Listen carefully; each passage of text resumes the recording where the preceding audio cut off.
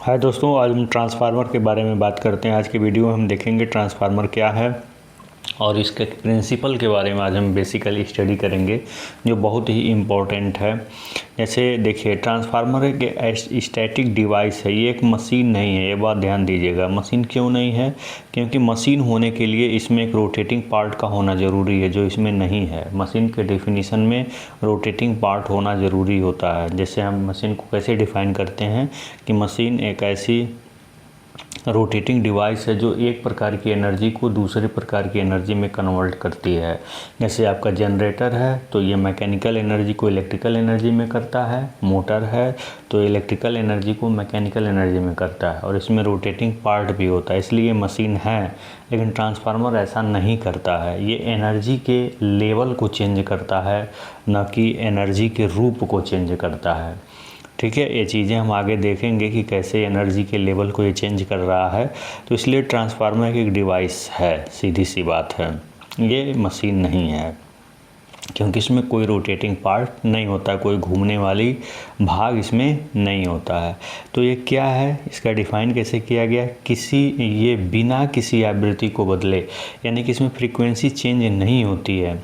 ये एक प्रकार की विद्युत ऊर्जा को एक सर्किट से दूसरे सर्किट में क्या करती है? स्थानांतरित करती है। यह म्यूचुअल इंडक्शन के सिद्धांत पे कार्य करती है। बहुत इंपॉर्टेंट पॉइंट है म्यूचुअल इंडक्शन। बताऊंगा ये क्या होती है। ठीक है, ये सबसे इम्पोर्टेंट पॉइंट है।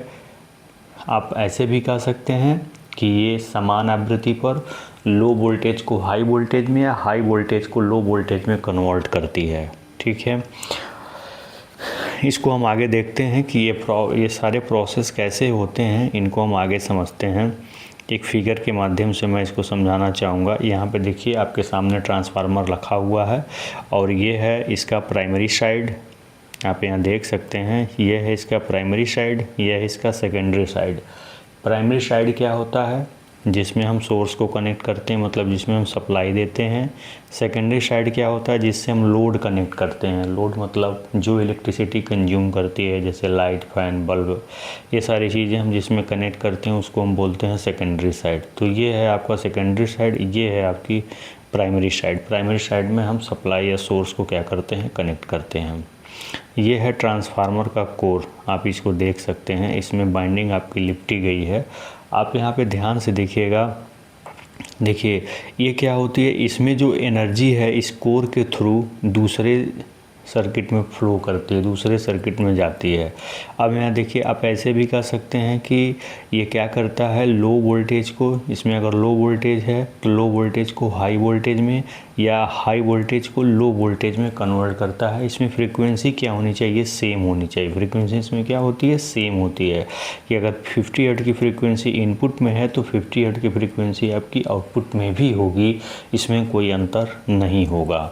तो इस प्रकार आपने देखा कि इसमें क्या होते हैं? दो बाइंडिंग होते हैं, दो साइड होते हैं। प्राइमरी होता है, सेकेंडरी होता है। यह वोल्टेज के लेवल को चेंज करता है, ये भी आपने समझा।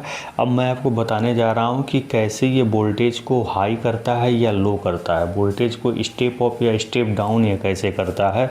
हम इसके बारे में विचार करने जा रहे हैं, हम इसके बारे में समझने जा रहे हैं। इसको ध्यान से आप देखिएगा, ये कैसे वोल्टेज को हाई करता है। देखिए, अगर मान लीजिए कि ये टर्न है 1 2 3 4 5, इसमें 5 टर्न है। इसमें कितना टर्न है? 1 2 3 4। एक टर्न में मान लीजिए 2 वोल्ट बन रहा है, तो यहाँ पर कितना वोल्ट हुआ? 8 वोल्ट। मान लीजिए एक टर्न में 2 वोल्ट बन रहा है तो इसमें कितना वोल्ट हुआ? 10 वोल्ट। यानी कि इनपुट में 10 वोल्ट है, आउटपुट में 8 वोल्ट है। यानी कि क्या है? स्टेप डाउन ट्रांसफार्मर है। ये हाई वोल्टेज को लो वोल्टेज में कन्वर्ट कर दिया। ये हुआ कैसे? इसमें नंबर ऑफ टर्न, कॉइल की संख्या बढ़ा दिया। इसमें नंबर ऑफ टर्न, कॉइल की संख्या को आपने क्या कर दिया? घटा दिया। तो अगर एक साइड में, सप्लाई साइड में संख्या बढ़ा देंगे, लोड साइड में संख्या घटा देंगे, तो ये स्टेप डाउन ट्रांसफार्मर हो जाएगा। अगर जस्ट इसके उल्टा आप प्राइमरी साइड में नंबर ऑफ कॉइल को घटा दीजिए, सेकेंडरी साइड में नंबर ऑफ कॉइल बढ़ा दीजिए, तो सेकेंडरी साइड में अगर नंबर ऑफ कॉइल आप बढ़ा देंगे तो ये स्टेप अप ट्रांसफार्मर हो जाएगा। ठीक है, क्योंकि इसमें आउटपुट वोल्टेज बढ़ जाएगा इनपुट वोल्टेज आपका कम रहेगा। तो इस तरह से कॉइलों की संख्या बढ़ा करके हम इसको स्टेप अप या स्टेप डाउन बनाते हैं। ये बात क्लियर हो गई। एक बात और सबसे इम्पोर्टेंट मैं आपको बता देना चाहूँगा, अगर कोई ट्रांसफार्मर स्टेप अप है तो ठीक है, वोल्टेज हाई रहता है लेकिन करंट कम हो जाता है। ये बहुत इंपॉर्टेंट पॉइंट है, ध्यान दीजिएगा। मतलब स्टेप अप ट्रांसफार्मर का अगर वोल्टेज हाई है तो करंट कम होगा। अगर कोई हाई वोल्टेज का ट्रांसफार्मर है तो करंट कम होगा, यानी कि केवीए रेटिंग उसकी कम होगी। यह बात आपको ध्यान से समझना है। क्यों ऐसा होता है, इसके पीछे रीज़न मैं बता देता हूँ। मान लीजिए कि ट्रांसफार्मर जो है 100 केवीए का ट्रांसफार्मर है, 100 केवीए का, तो जो भैया इनपुट पावर होगा वही आपका आउटपुट पावर होगा, यानी कि 100 = V1I1 = V2I2। ये सेम होगा, जो इनपुट का होगा वही आउटपुट का होगा अगर आइडियल ट्रांसफार्मर है तो। अगर मान लीजिए, यहाँ ध्यान से समझिएगा इस बात को, मैं बताना क्या चाहता हूँ। ये 100 है, मान लीजिए इनपुट पे वोल्टेज 25 वोल्ट है, तो 100 के लिए करंट कितना चाहिए, 4 एम्पियर। तभी जो है आपका 100 केवी 100 आपका VA या KVA होगा। अगर वोल्टेज 25 kV है या करंट 4 एम्पियर है तो 100 KVA होगा। अब VA अगर इसको ले लें तो ये 25 वोल्ट है, तो करंट आपका 4 एम्पियर होनी चाहिए प्राइमरी साइड में। अगर यही बात सेकेंडरी साइड में हम मान लीजिए स्टेप अप कर दिए, 50 वोल्ट हमने आउटपुट पे ले लिया, तो 100 के लिए करंट कितना चाहिए, 2 एम्पियर मात्र। तो आपने क्या देखा कि वोल्टेज जब आपने बढ़ाया तो करंट क्या हो गया, कम हो गया। तो कांस्टेंट पावर के केस में अगर प्राइमरी और सेकेंडरी वाइंडिंग की पावर अगर कांस्टेंट है, स्थिर हैं, तो वोल्टेज अगर बढ़ेगा तो करंट क्या हो जाएगा, कम हो जाएगा, तभी पावर बैलेंस हो पाएगा। इसीलिए इस बात को विशेष ध्यान देने वाली है कि जो है पावर को आपको देखना, अगर पावर सेम अगर हो गई है तो 100% ये कन्फर्म है कि अगर वोल्टेज बढ़ेगा तो करंट घटेगा, यदि करंट बढ़ेगा तो वोल्टेज घटेगा। बहुत इंपॉर्टेंट पॉइंट था ये। तो कभी कभी ऑब्जेक्टिव क्वेश्चन में आपसे पूछ देता है कि ट्रांसफार्मर जो है सेल्फ इंडक्शन पे काम करता है कि म्यूचुअल इंडक्शन पे। ये बात मैं बता दूं। देखिए, सेल्फ इंडक्शन क्या है, प्रीवियस में मैंने आपको बताया था, फर्स्ट ईयर में आप जाने होंगे प्रीवियस क्या होती है। मैंने आपको बताया था कि सेल्फ इंडक्शन क्या होता है। जैसे मान लीजिए इस कॉइल से फ्लक्स चेंज किया, इस कॉइल से फ्लक्स चेंज किया, अगर इसी कॉइल में EMF इंड्यूस्ड हो जाए, जिस कॉइल से फ्लक्स चेंज करे अगर उसी कॉइल में EMF इंड्यूस्ड हो जाए तो इसी को कहते हैं सेल्फ इंडक्शन। पहले तो आपको ये बता दें कि इसमें EMF उत्पन्न कैसे होता है। बहुत इंपॉर्टेंट चीज़ यही जानना है कि EMF इसमें आता कैसे है, उत्पन्न कैसे होता है, जबकि इसमें कोई रोटेटिंग भाग नहीं है, तो फ्लक्स इसमें चेंज कैसे होता है, ये बात जानना ज़रूरी है यहाँ पे कि इसमें ऐसा क्या करते हैं, ऐसा क्या इसमें हो जाता है कि फ्लक्स चेंज होता है, जो कि फैराडे का नियम है कि फ्लक्स चेंज होता है तो EMF उत्पन्न होता है। तो इसमें तो कोई घूमने वाला भाग नहीं है, तो फ्लक्स चेंज कैसे होता है पहले इसको समझते हैं। देखिए, ये आपने सप्लाई दिया है, ये करंट आपकी AC है, तो अगर करंट AC है तो इससे बनने वाला फ्लक्स भी AC होगा, क्योंकि भैया जो जानवर अगर गधा है तो गधा संतान होगा, बंदर है तो बंदर ही होगा। तो वैसे ही अगर AC करंट है तो फ्लक्स भी आपकी क्या होगी, AC ही होगी, इसमें कोई दो राय नहीं है। तो अब फ्लक्स लगातार चेंज होने वाली मिल गई। जो फ्लक्स आपकी लगातार चेंज होगी तो आप खुद बताइए ना, अब इस कॉइल से फ्लक्स लगातार क्या हो रही है, चेंज हो रही है। तो कॉइल से जब फ्लक्स चेंज होगी तो कॉइल में EMF इंड्यूस्ड हो जाएगा, इसीलिए इसमें EMF क्या हो जाता है, इंड्यूस्ड हो जाता है। अब देखिए, चूँकि इसी कॉइल से फ्लक्स चेंज हुआ और इसी कॉइल में EMF इंड्यूस्ड हुआ, तो इसको बोलेंगे सेल्फ इंडक्शन। क्या बोलेंगे, सेल्फ इंडक्शन। अब देखिए, अगर यही फ्लक्स ऐसे कोर से होते हुए इससे आकर लिंक हो रही है, ऐसे कोर से होते हुए अगर इससे आकर लिंक हो रही है, तो इससे भी फ्लक्स लगातार चेंज होगी, इसमें भी इंड्यूस्ड होगा।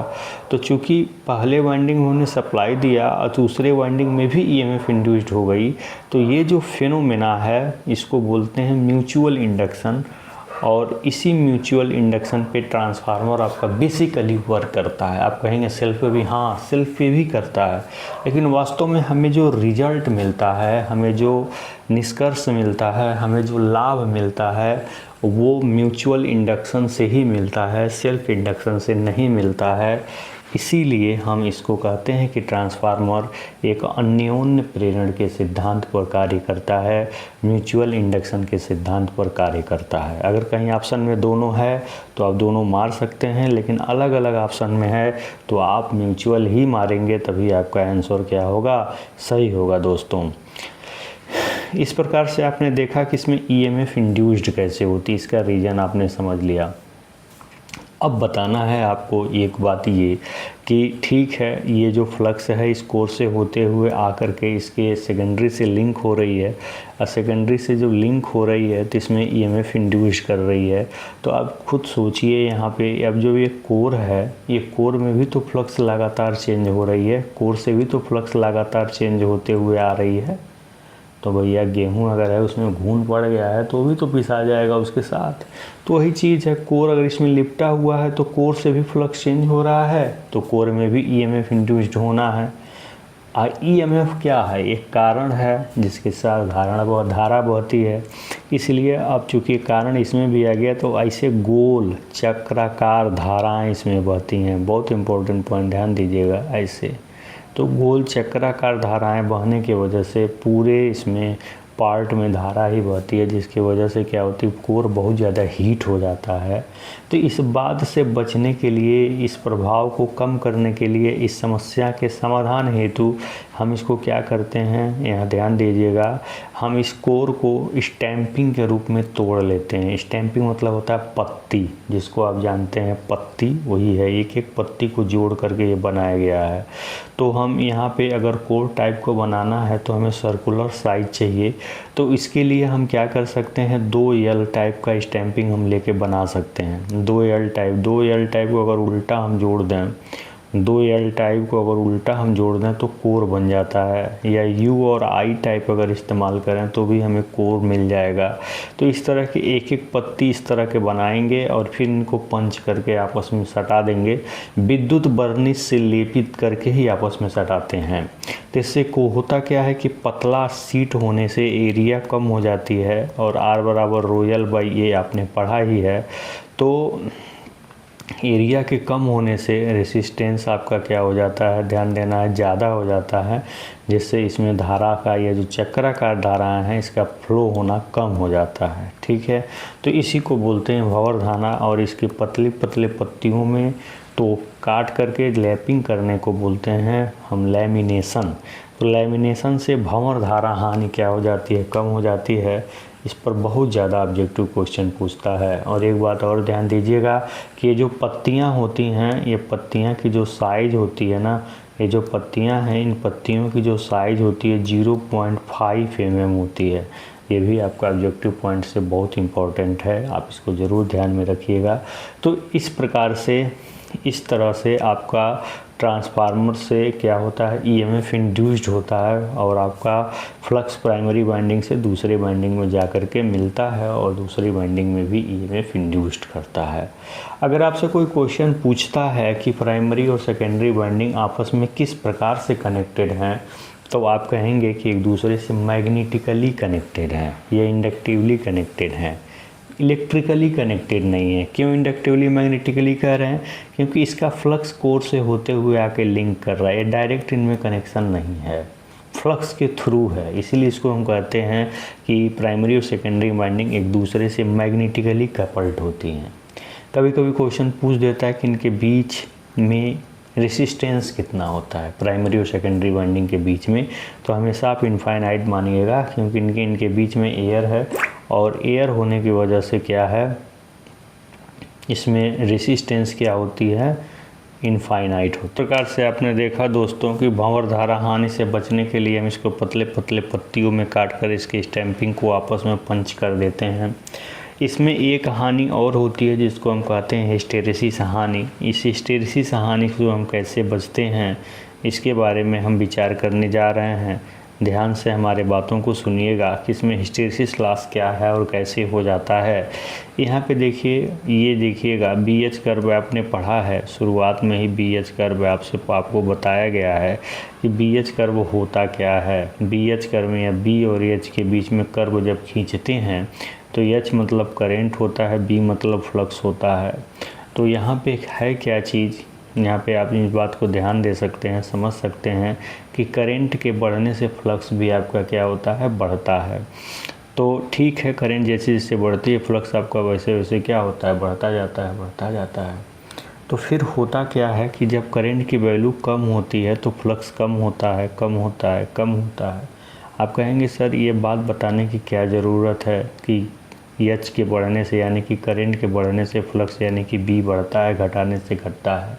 इसके पीछे कारण यही है कि जब हम यहाँ से H को घटाते घटाते 0 कर देते हैं, यहाँ पे करंट 0 हो गई, लेकिन B का इतना मान बना हुआ, इतना मान B का बना हुआ है, यानी कि B का मान H के मान से पीछे हो गया। यही जो घटना है इसको हम हिस्टेरिसिस या साइथिल्य कहते हैं।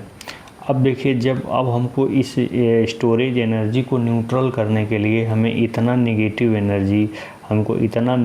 एनर्जी देनी पड़ेगी, तब ये जो है, जो इसमें रेजिडुअल मैग्नेटिज्म है वो क्या होगा, 0 होगा। तो नेगेटिव डायरेक्शन में हमको इतनी एनर्जी क्या होगी, एक्सपेंड करनी होगी। तो अभी इतनी एनर्जी हमारा हर साइकिल में लॉस होता है, इसी को हम कहते हैं हिस्टेरिसिस लॉस। ये कैसे है, एसी में कैसे है मैं दिखा देता हूँ। आप जानते हैं एसी में, आप जानते हैं कि एसी सप्लाई यही है। एसी सप्लाई में करंट बढ़ रहा है, घट रहा है, 0 भी हो रहा है। उसी तरह से जैसे करंट बढ़ रहा है, घट रहा है, वैसे इसमें फ्लक्स भी बढ़ रहे हैं, घट रहे हैं। लेकिन देखिए यहाँ पे करंट 0 हो गया ना, लेकिन फ्लक्स इतना बना हुआ है, ठीक है।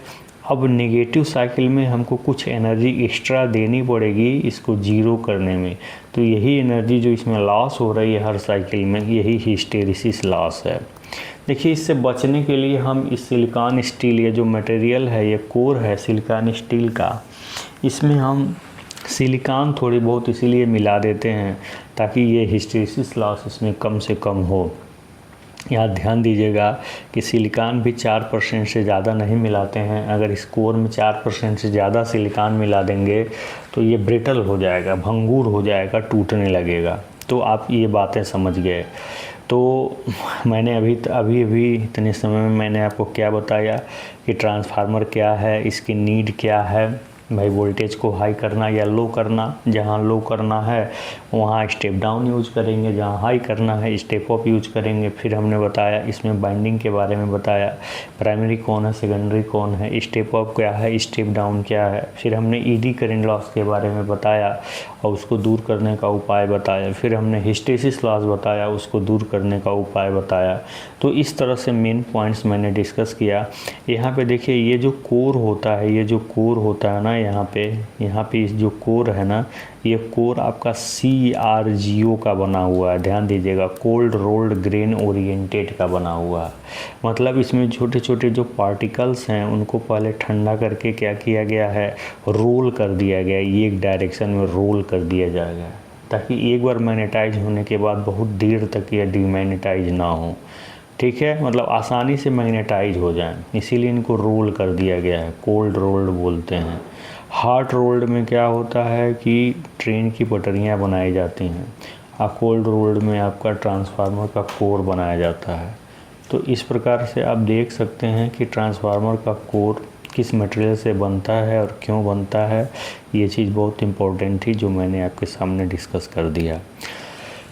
अगर आपसे ये क्वेश्चन पूछता है ऑब्जेक्टिव में कि अगर step of transformer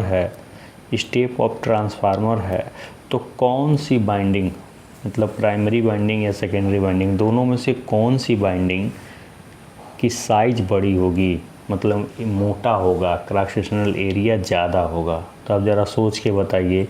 step of transformer होने का मतलब वोल्टेज का हाई हो जाना, वोल्टेज का हाई होने का मतलब करंट का लो हो जाना।